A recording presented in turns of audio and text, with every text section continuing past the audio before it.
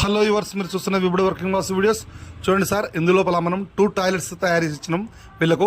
ఒకటి వచ్చేసి 4x4 sir, రెండవది వచ్చేసి 4x6 సార్. 4x6 యూరినల్ గురించి వీళ్ళు చేసుకున్నారు sir.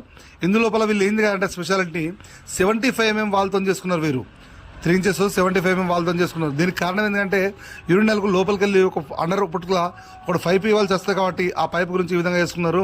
Under put pipe line కాడ 2 inch వాల్ సరిపోద్ది. అండర్ పుట్ పైప్ ఉన్న కాడ కంపల్సరీ మనం 3 inch వాల్ తీసుకోవాలి. దీనికి అడ్జస్ట్ ఫ్యాన్ మీద హోల్డ్ చేసి ఇచ్చేసినాం.